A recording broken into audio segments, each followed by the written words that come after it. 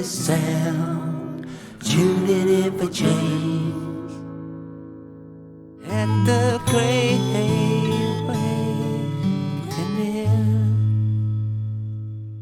Welcome, KindaSounders, to a very special new show that I am hosting. This is the Awakening Special, where every month I will be inviting a musician or music producer that is inspiring a better world, a kinder world. And I'm really stoked to have as my first guest, it's our very own Django. Django, how are you doing?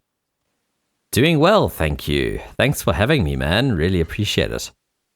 Yeah, well, it's wonderful, Django. Obviously, KindaSounders will know Django as our studio manager. He's known as the Octopus because he is able to operate many, many dials, buttons, levers to keep KindaSound going. And Django, you do a fantastic job at that. But that is not the only thing that you have a great gift at. It is also in playing music and producing music and DJing. And we're going to get into that today, Django. So, I mean, how much do you love music? Well, I mean, geez, it's really been, it was just a natural thing that I was always interested in. I didn't have a musical upbringing per se, but my mother always enjoyed music. She enjoyed dancing. We used to put on the radio on a Friday night or something, and especially, I remember the late 90s. I seem to remember for a while she would park her car right by the veranda and open the doors, and that was our sound. And when we moved to Cape Town from, I was born in Mpumalanga in South Africa. It's sort of near the Kruger Park, that sort of area of the country. When we moved to Cape Town, I took keyboard lessons at the school I was going to. And interestingly, I wasn't really graded there. I was only much later graded for music theory, which I aced, but it was the very, very first grade, and I would love to have gone further with it. And when the next school I went to, they were like, well, if you were further along, we would... basically I wasn't allowed into that school's music department. Why? Which is pretty ridiculous because I'd been going to a music lessons since I'd started school. So that was a bummer, but I did take up drums at that point. And I still try and keep that skill up. Yeah, it's such a wonderful thing, isn't it? For the development of a mind, of a brain, of physical health, the benefits of music. I think that people who study music generally do achieve higher in academia as well. It's what an all-round skill. But I mean, I've made 9 albums now, Django, and I mean, my musical theory is a child would have a greater musical theory than me. And there's more to it than that, isn't there? There's the heart, there's the soul. Absolutely. And certainly I know that comes through with your music. We were chatting, Django, at one of the KindaSound meetings a couple of weeks ago, and you told a fantastic story about when you started DJing. I mean, you're not just a musician, you're a music producer and a DJ.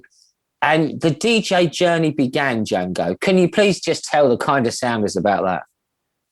Okay, so in 2006, I would have been 16.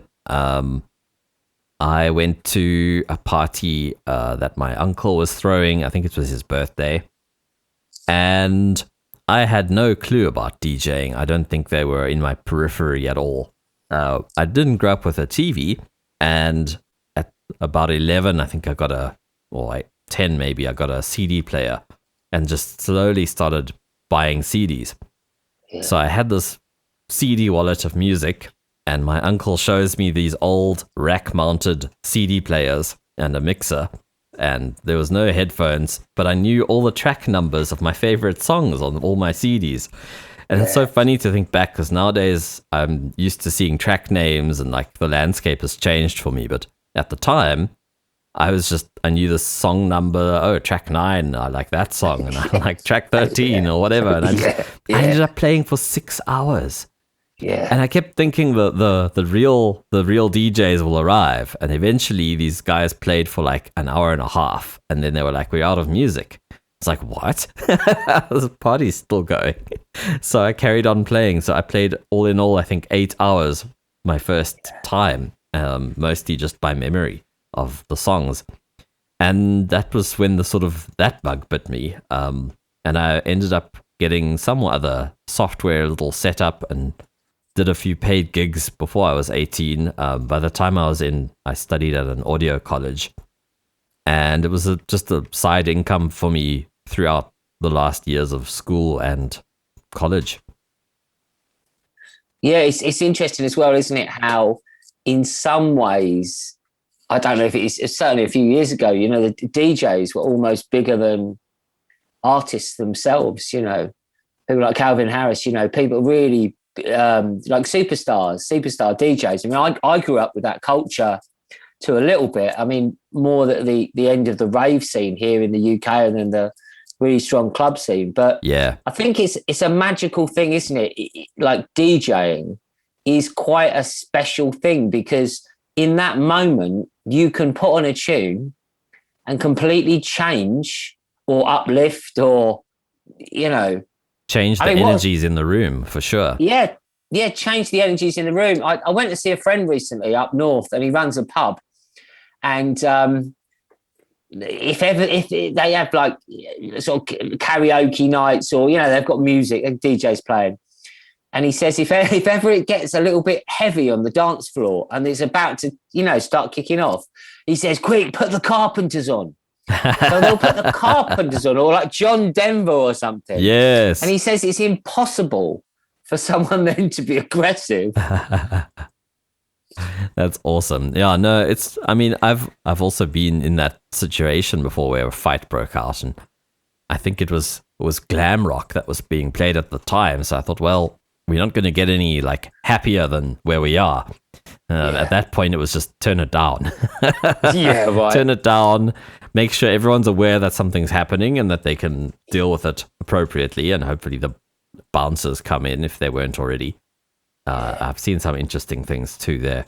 I once saw this enormous guy nearly lay into a lady in a corner, and he was enormous. He was so big, and he was literally walking slowly, but walking with 3 big burly bouncers trying to pin him down.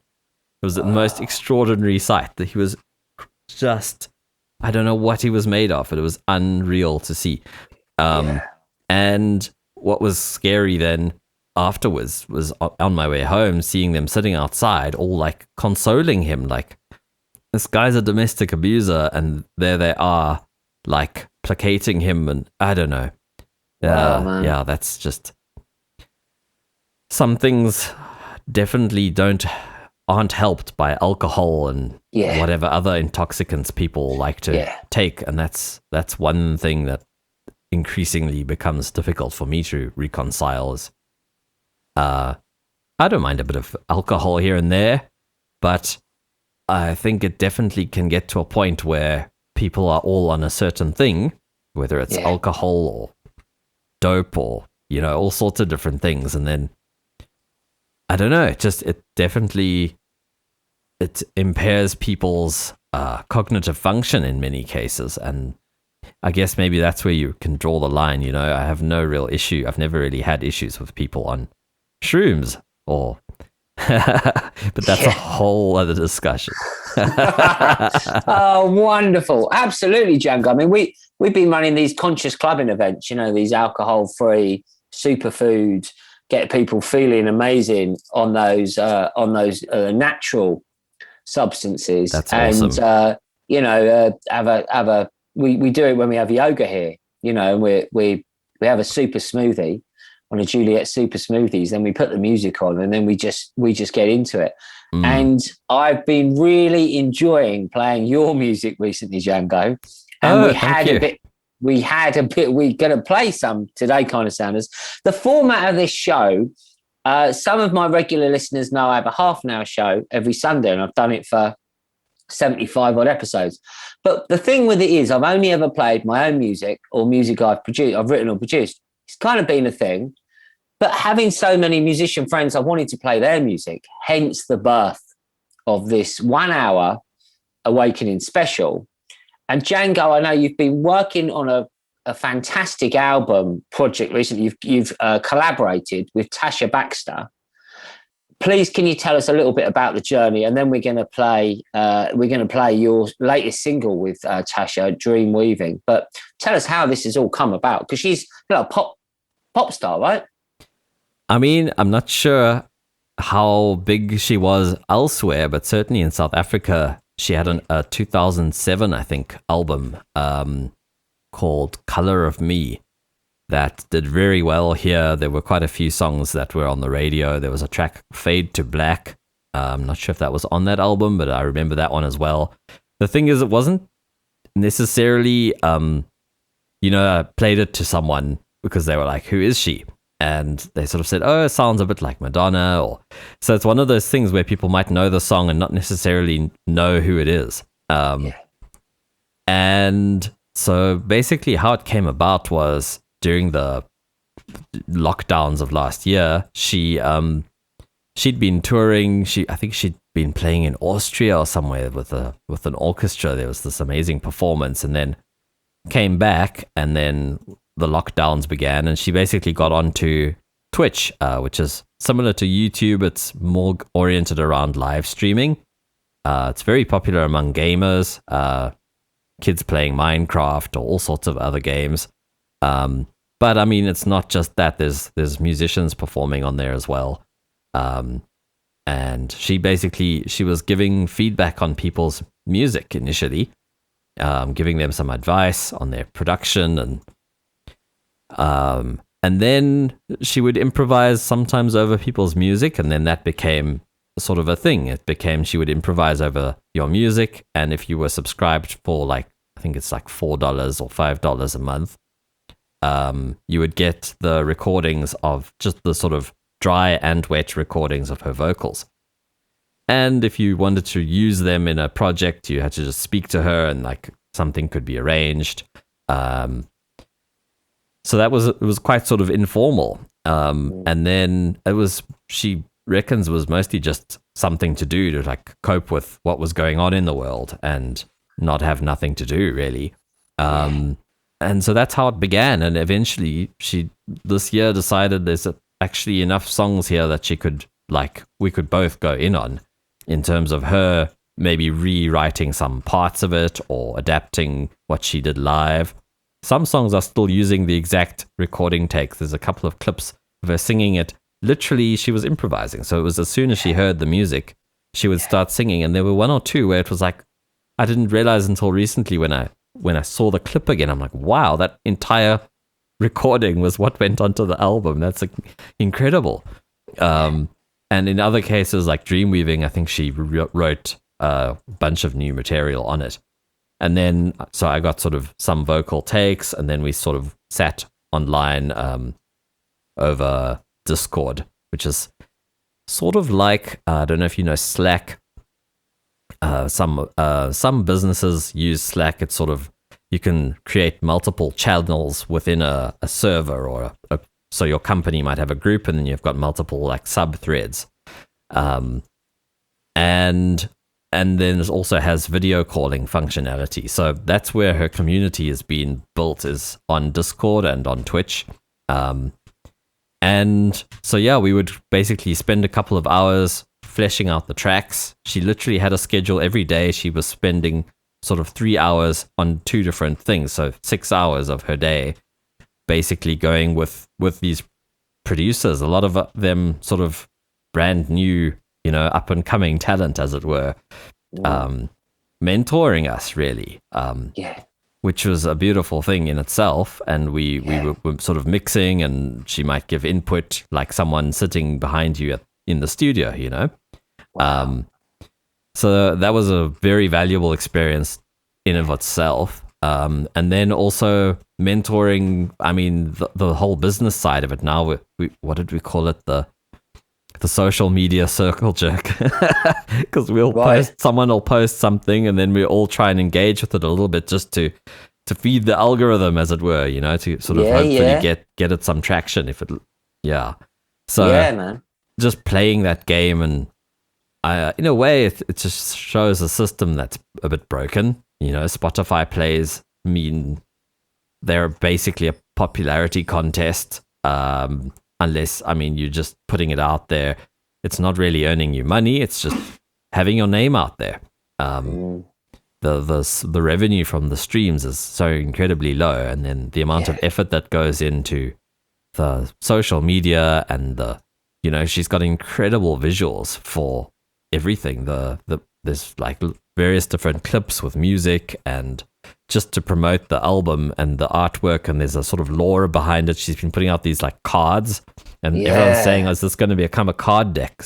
There's sort of like a special skill and like various info about each producer. It's just incredible how thought out this is, and just how much effort and love has gone into this project, and we all feel extremely blessed to be a part of this. And because I mean, it wasn't something we planned. It's not like we submitted our music to get on an album and a record. She's actually there's vinyl coming out early next year, double LP. It's 17 tracks by 14 artists.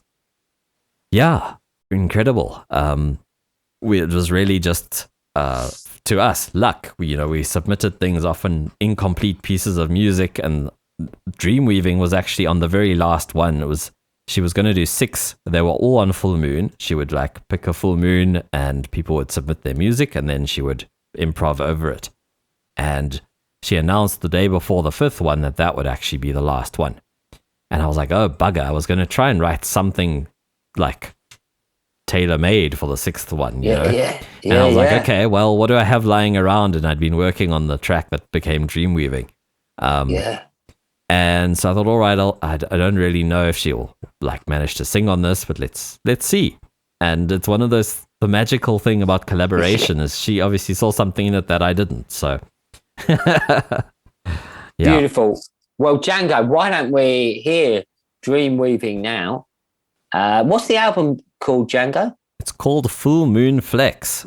And it comes out on this Friday on a full moon. Wow, the full moon when this broadcast is going out. So what a wonderful way to be talking about it. So here we go. This is Dreamweaving.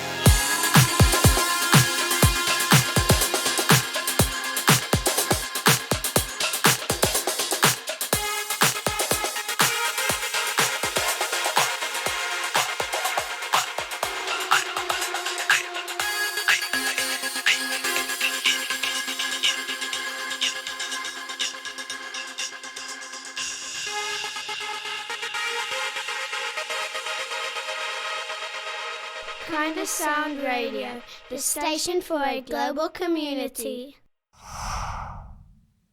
We are a station for a global community, and welcome to the Awakening Special, the first one.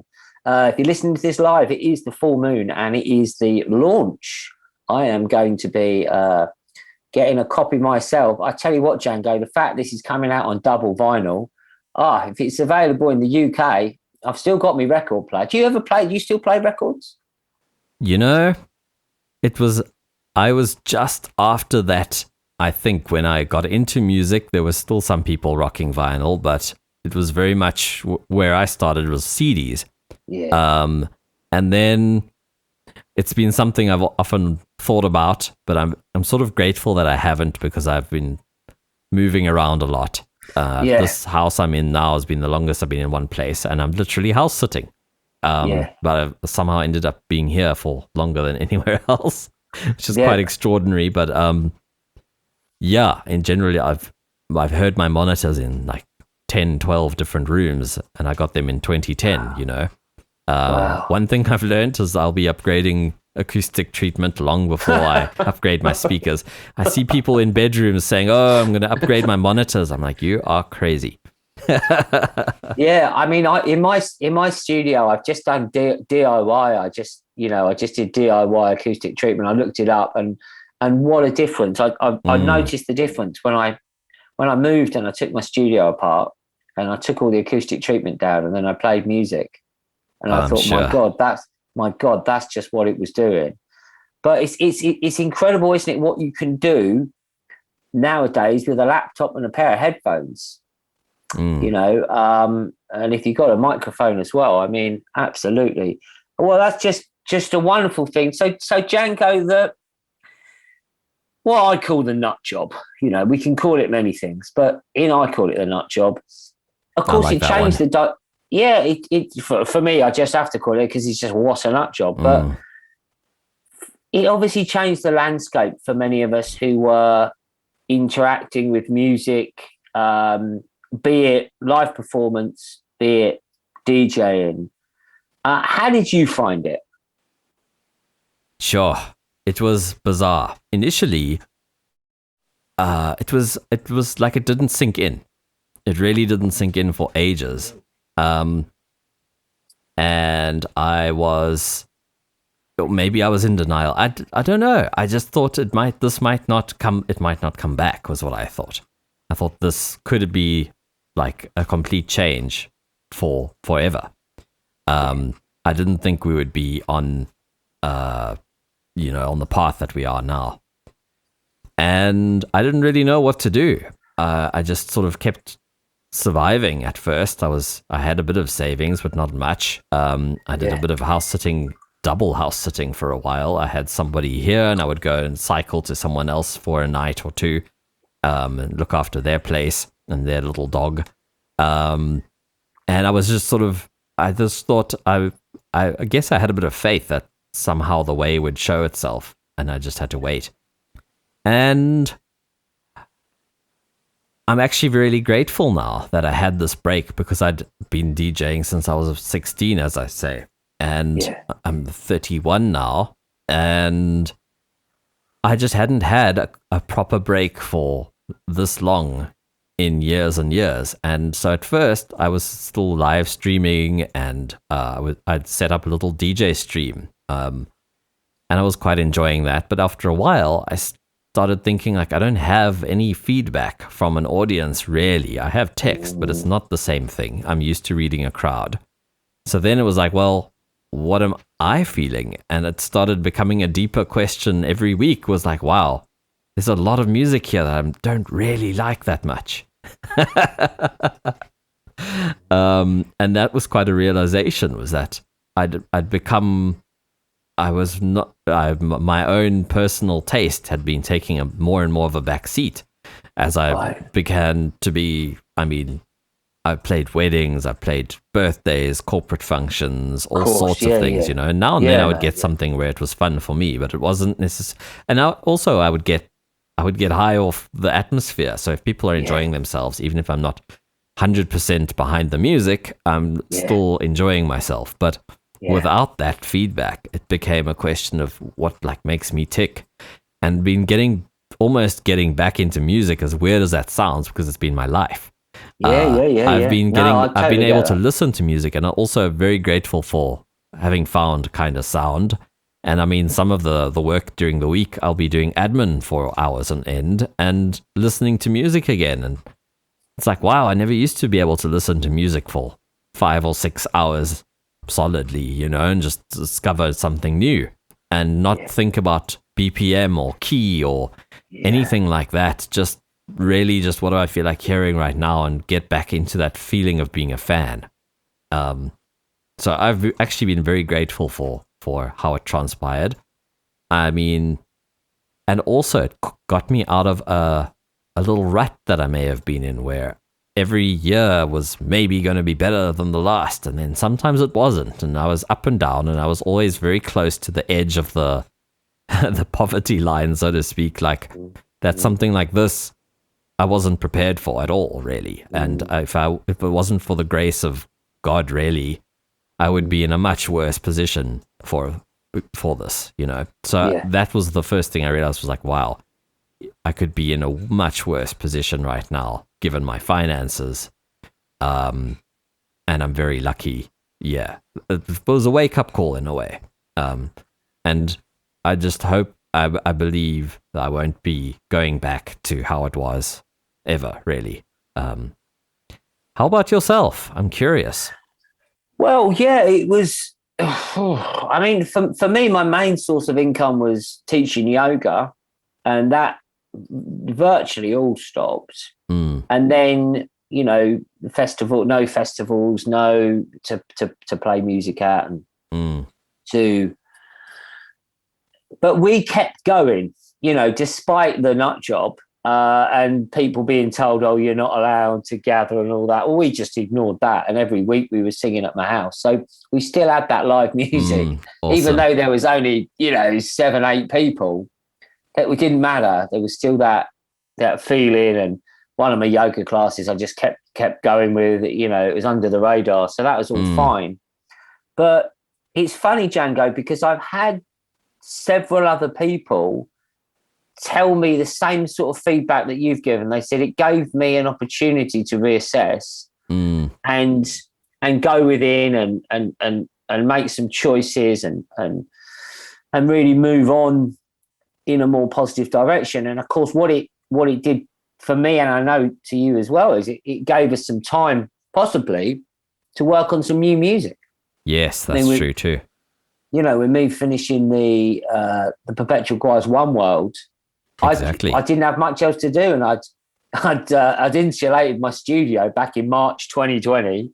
I had some premonition I better do all of that, so I spent a bit of money before the shops closed, made my studio warm, and then it was, well, what else can I do? Oh, nice. And I didn't have Juliet moaning at me because I wasn't going out there and doing much, because there wasn't much to do. And I know one of the things that was birthed sort of in recent times, and I absolutely love it, is your EP, Transmission Control. And we had people around the other day, Django, and it was just, it was literally turn it up. That's what I say. I post about this Transmission Control, and I say turn it up. Some music you got to have with a little bit of volume. Django, just tell us a little bit about Transmission Control. Right. So when did it begin? I think some of the tracks are from 2019, or maybe the seed was planted in 2019, but they were certainly fleshed out in 2020. The one track called Pass Me a Spoon, Sir, was that one was inspired by a little show that I played where I had Ableton Live, and I was live looping.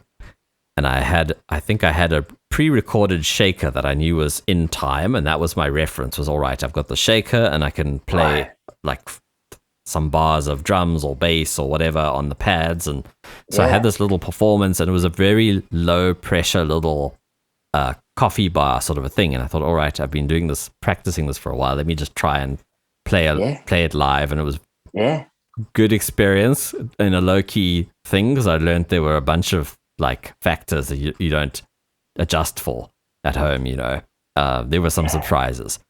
But also there was this guy who has a bag of homemade like PVC and various other types of the flutes or wind instruments. They've all got, I guess, different names. There's a Turkish ney, and I forget some of the other ones. I think there's a Japanese one he's got.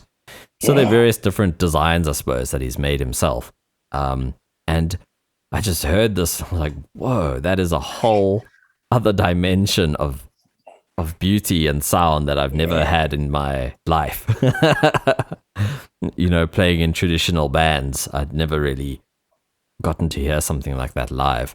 And I was like, I'm definitely getting this number. I seem to remember even posting a little clip that someone had recorded on their phone and sent me. I was like, I need to get this guy's number.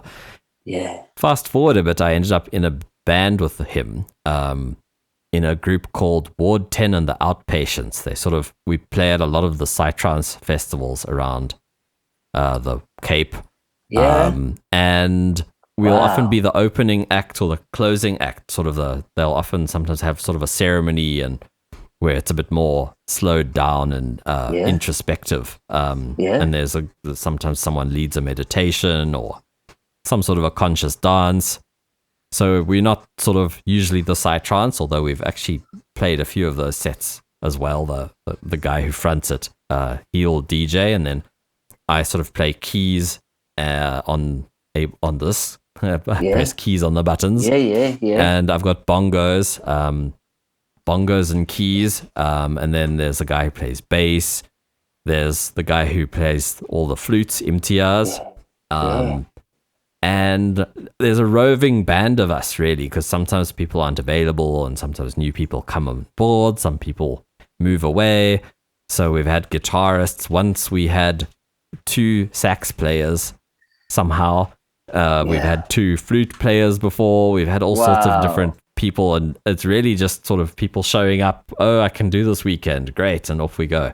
Wow.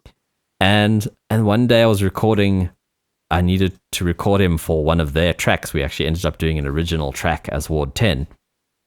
And I was like, oh yes, I have this idea that was inspired by that show, when I very first met him. It was I had it in the wings for a year, very bare bones, because I knew I wanted his part on it.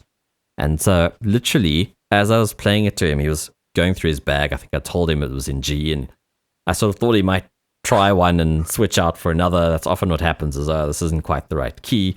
But he pulled one out and he's just immediately sounding amazing. And I just quickly turned my monitors as softly as I could, because he didn't have headphones. He just pulled it out and quickly hit record. And literally from where that recording starts to when it ends, I've used every bit of it at some point in the track. So that was that track. Transmission Control, the title track, was actually written with my brother, who's behind me. Well, he did a great job. That is, love it. He actually played the chords, these big 9th chords on the push. I was showing him you can go and set scales on it.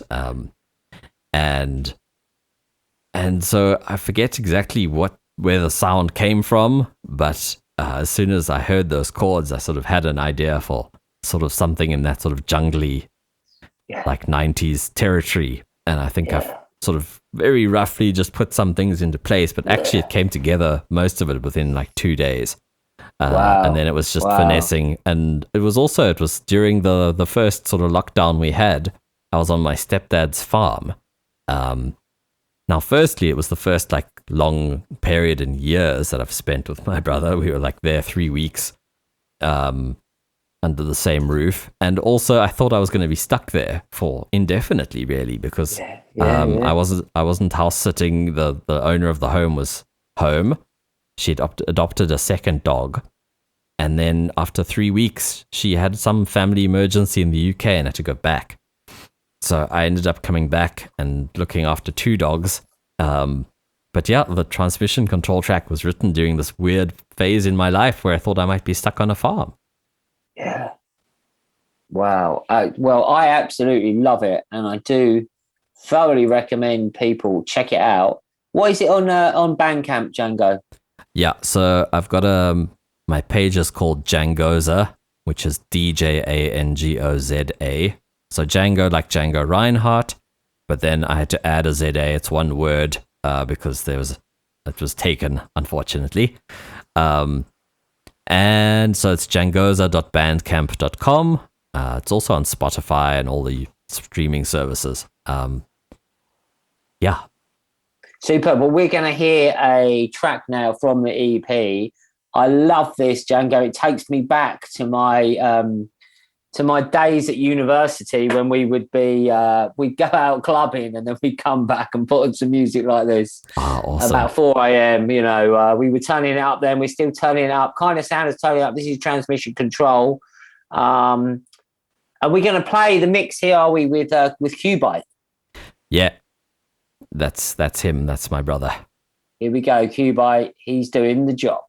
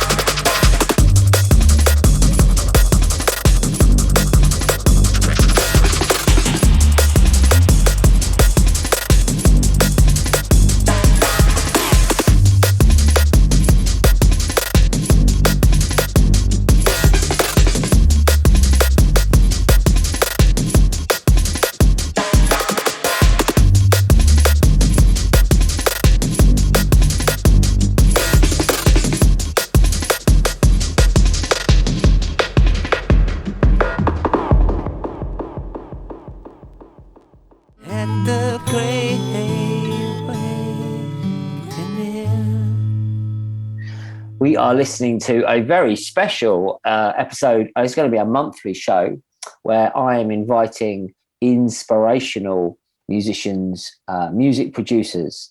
And my first guest today has been Django, KindaSound Supremo, keeps the good ship KindaSound sailing, and a wonderful musician, DJ, and music producer. And we just heard one of the tracks from Django's recently released EP, Transmission Control, which I love playing at home. Django, we were just chatting off air there about, how you can navigate the world of music with integrity and with I suppose following your heart, really doing what you want, and also just that desire, just to get it out there. Yeah. As you've done. Yeah.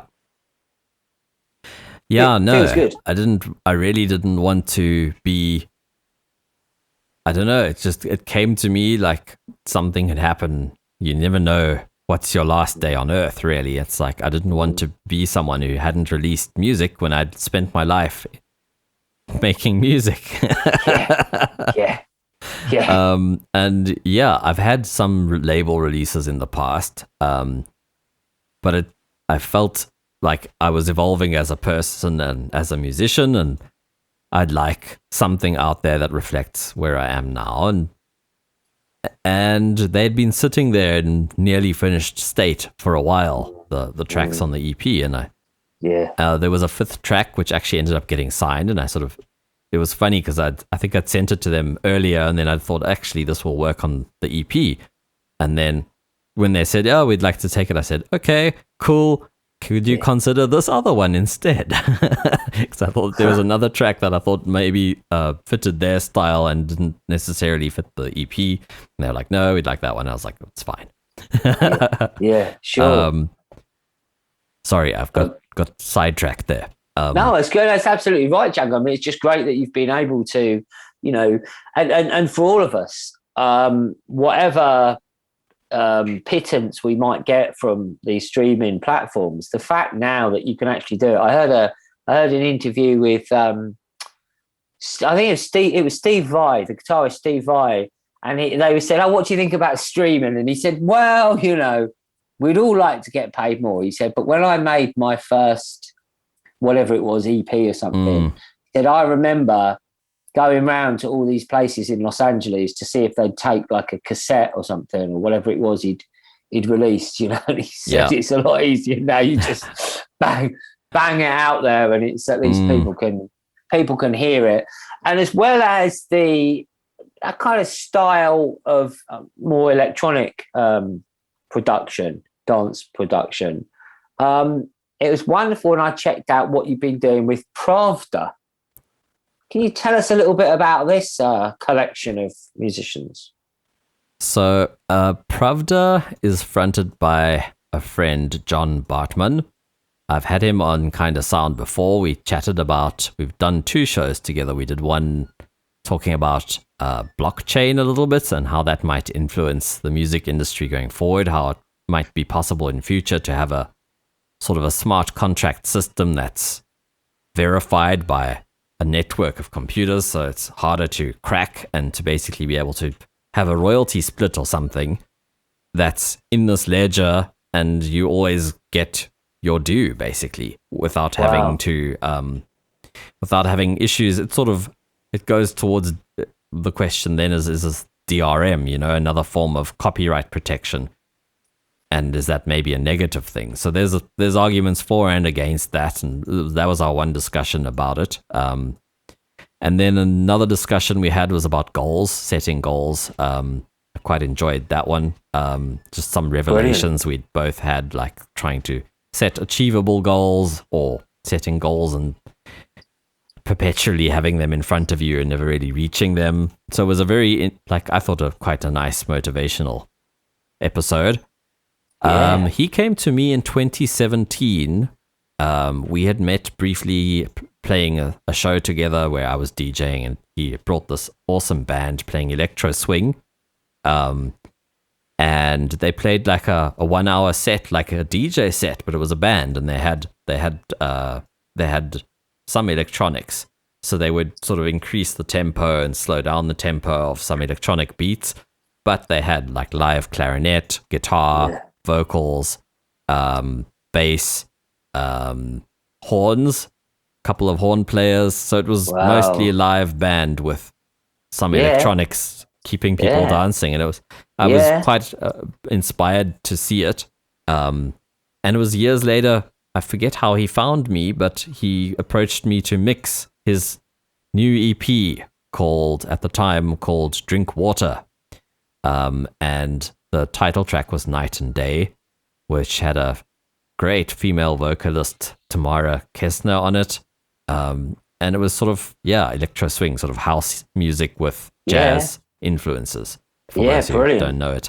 And I thought that whole EP really had success potential. I don't think it did quite as well as I would have liked, although for some reason I think Night and Day did get on some playlists. At one stage was getting like 1,500 plays a day. So that one seems to have a couple of 100,000 plays, which is nice. Wow. That's probably the one track of mine that I've mixed and mastered that's got decent numbers. So man. Nice to have that on my CV at least. Sure. But so it was basically, he'd asked me to sort of mix it initially. And I ended up doing a lot of drum production and the sort of electronic side of things. He would sort of have, his drums were like guide tracks basically. And sometimes he had a rough mix, and I would often take away all the reverb and start again. And really enjoyed it, thought I had made it because I just loved the music so much, and I thought this is such an awesome project. And the one track Shunt, it actually didn't make the album, but it was the EP, but it was released later, although it seems to have been removed again, so it's a bit hard to find, but it might be out there. Shunt, it's an instrumental track, has sort of a tango vibe. These sort of beautiful chords, loads of instruments, piano and accordion, guitar, and I mean, it was a big project to mix at the time. I was sort of daunted, but I loved it. I was just, that sort of work really, I love bringing pieces of music, a great composition, especially being able to sort of bring it to life. It's incredible what a mix can do. And I really enjoyed that. And then later I ended up joining the band. So that was 2017, a couple of months into the project. I think he invited me to operate the Ableton, the virtual decks. So, and then I was sort of partly the sound guy and partly Ableton, because they were all musicians, and then I was able to sort of ride the tempo and effects and things, and we would also trigger the next track sometimes, or keep something on a loop if there were solos. That was the flexibility we had. And that would also sometimes just run to the front and sort of hear the overall mix and make sure everything's fine. And then I've played many roles in the band. I've sometimes played a whole live drum kit, and the band's become a bit more singer-songwritery now. John's written, his last album was more like a pop rock album. So it's been a chameleon project of his, where it started, I think, in 2012. So I've played bongos, I've played full drums, I've done a little bit of keyboard. I learnt the clarinet part for What About Your Soul and some other tracks that had horns, because we sometimes would scale down if the client didn't really have the budget for a full band. We might go three of us, And then I was playing some horn parts. Our clarinet player went to France for a while. So I've been one of the chameleons in a chameleon band. Well, it sounds like an amazing project. Absolutely. Well, Django, how we're gonna play out with What About Your Soul, which I believe was actually a TV performance the band did. It was. We had to get up at. I think we had to be there at like 5 a.m. or maybe 5:30. I remember us driving at like 5 in the morning to be on air at like 6:30 or 7, I think, in the morning. So it's a morning show, breakfast show, called Espresso on SABC3, which is South Africa's one of our national TV stations. They we basically, it was also interesting because you get there as a sound guy, he sort of asks me for only one jack, says, oh no, it'll be in mono. It's like, well, luckily I checked my mixers in mono. And I had a little mono switch in the software I was using, so it was going to output not just the left channel. I was like, wow, I'm really glad I had that there, because it's not something I'd thought of at all. It just happened to be there. I was like, oh, great. Click that button. Wow. So, and it was amazing. Bright and early, 3 of us there, and they interviewed us, said a few words, and that was just towards the end of our sort of touring that electro swing act before it sort of evolved. So, yeah, it's a special little memento for me, for sure. Wonderful. So, Django, if people want to get hold of you, to connect with you about music, maybe they want to get something mixed or work with you, book you to play, what is the best way for people to get hold of you? I think info@DjangoDJ.com. So Django-DJ.com, my email address. That's probably the best way to do it. Brilliant. I have a website, Django-DJ.com. Yeah, but it's outdated and I would love to burn it to the ground. I had a look at it the other day. I was like, wow, this website has very little redeeming about it right now. I don't like it. At least it's there. I think sometimes you've got to think, well, at least it's there, Django. Yep. At least it is there. Well, my friend, it's been lovely chatting to you, Django. It's lovely getting those stories. KindaSound, I hope you have enjoyed this. It's also, don't forget, it is the launch of this wonderful album that Tasha Baxter has created with our Django and other producers. So check that out, available today. That's exciting. So Django, we're going to play out with Pravda from this live national TV performance. Thank you so much, Django. Thank you, KindaSounders. Thank you, Giles. This has been awesome. Yeah, it's good to do a new show. Looking forward to future guests. Every full moon, we're going to put out an awakening special with a musician or producer talking about their music rather than me talking about mine, and playing some of their music rather than me playing mine, which is nice. So this is What About Your Soul. Congratulations to Pietra all the way in Kuruman. But right now it's time for us to put a bit of a beat to your Thursday morning. Pravda making live music for us here on your Feel Good Breakfast show. And here they are, the song asking very deep questions for this time of the morning. What about your soul?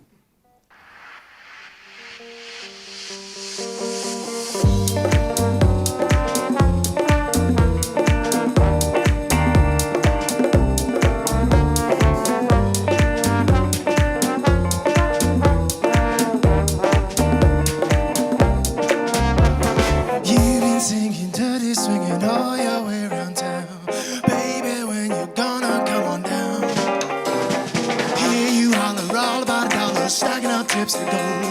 Hear you saying nothing's in your way. What about your soul?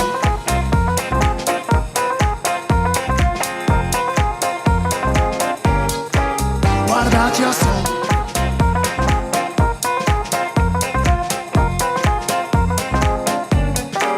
What about your soul?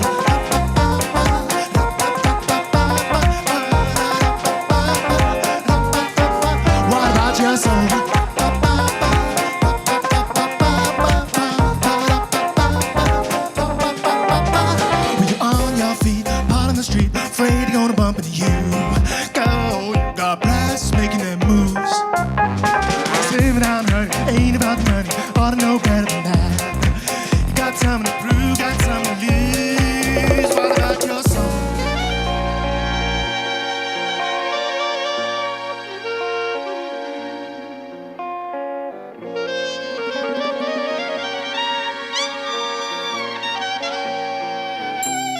We all up on your soul.